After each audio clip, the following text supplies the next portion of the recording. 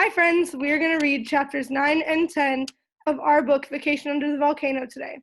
So let's go ahead and start with chapter 9. Save us! The bridge must have caved in, cried Annie. They stared at the dried up steam. Pumice had piled up in huge drifts like snow. We'll have to get through that stuff to get across, said Jack. He and Annie slid down the bank onto piles of pumice. As they started to move across it, more and more fell. Jack tried to move through the millions of warm grayish-white pebbles, but he was trapped. I'm stuck, cried Annie. Me too, said Jack. Remember what Morgan said Annie. At the moment, Jack couldn't remember anything. He was too tired and dazed.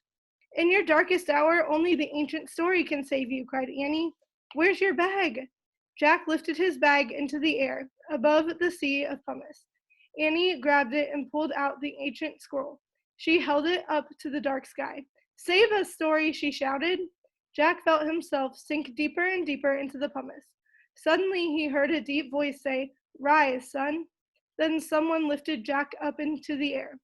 A great flash of fire lit the dusty darkness. In the red light, Jack saw the biggest, strongest man he'd ever seen in his life. The man looked like a gladiator, but even bigger than the ones they had seen earlier. He held Jack with one hand and Annie with the other. He placed them both on the other bank of the stream. Run, the giant gladiator boomed, before it's too late. Jack and Annie didn't stop to ask any questions. Together, they charged through the olive grove. They jumped over fallen branches. They leaped over great cracks in the earth. Finally, they came to the tree with the magic treehouse. They grabbed the rope ladder and scrambled up to the treehouse. Where's the Pennsylvania book? Jack shouted. He was too blinded by ash and dust to find the book that always took them home. I've got it, cried Annie. I wish we could go there. Jack felt the treehouse start to spin. It spun faster and faster and faster. Then everything was still. Absolutely, wonderfully, peacefully still. Chapter 10, A Simple Explanation. Jack didn't move. He had never been so tired in all his life. Breathe, said Annie. Jack gulped in cool, clean air. He opened his eyes. He couldn't see a thing. Take off your glasses, said Annie. They're filthy. Jack took off his glasses. The first thing he saw was his backpack. The white tunics and lace-up sandals were gone. So were their pillow hats and the leather bag. Jack let out a long, deep breath. As he cleaned his glasses on his shirt, a voice came from behind him. I'm very glad to see you safe and sound. Morgan Le Fay stood in the corner of the treehouse. She looked as lovely and mysterious as ever. Happy to be home? She asked. Jack nodded. The sound of the erupting volcano still echoed in his ears. It was pretty scary, he said in a hoarse voice. I know, but you were truly brave, said Morgan. You witnessed a famous event in history. Nowadays, scientists study the remains of Pompeii to find out more about Roman times. I feel bad for all those people, said Annie. Yes, said Morgan, but most of the people of Pompeii did escape. The city wasn't completely buried by ash until the next day. We were almost trapped, said Annie, but we asked the ancient story to save us, then a huge gladiator helped us. Jack reached into his pack. He breathed a sigh of relief. The scroll was still there. He took it out. It was covered with dust and ashes. Here's the story, said Jack. He handed it to Morgan. I am deeply grateful, she said softly. You risked everything to bring this to me. I can never thank you enough. Don't worry about it, said Jack.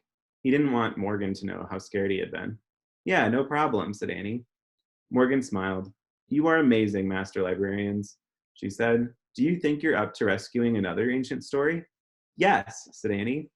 Now, said Jack. Actually, he was a little tired now.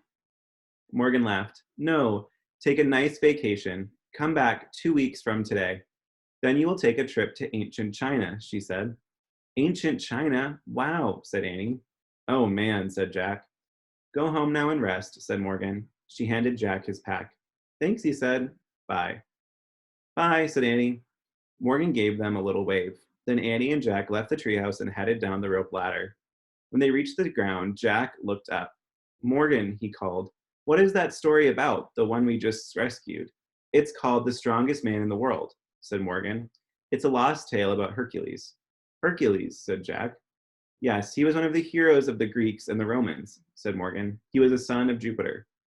Oh, wow, now I get it, said Annie. I'm taking it back now to Camelot's library, said Morgan. Everyone will be so excited to read it. Thanks to you. She waved to them. Goodbye for now. As she waved, the wind began to whirl. The treehouse began to spin. In a blur of shadow and light, Morgan and the magic treehouse were gone.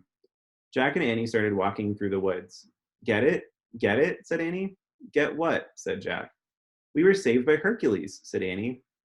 We asked the story to save us, and Hercules appeared. That's not possible, said Jack. It was just some gladiator guy. The story of Hercules is a myth. That means he never really lived. They left the woods and stared up their street. I know it's a myth, said Annie, but I have a simple explanation. What? Said Jack. Hercules is a myth to people in this time, said Annie, but in Roman times, lots of people believed he was real. So since we were in Roman times, he was real to us.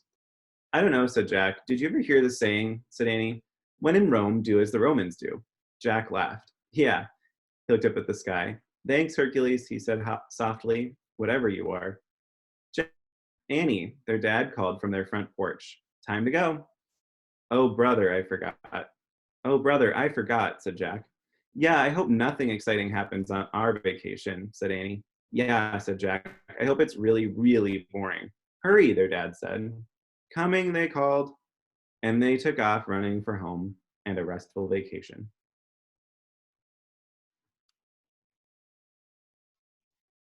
All right, friends, we will have a new story for you next week. Check in with us later. We'll talk to you soon. Love and miss you. Bye.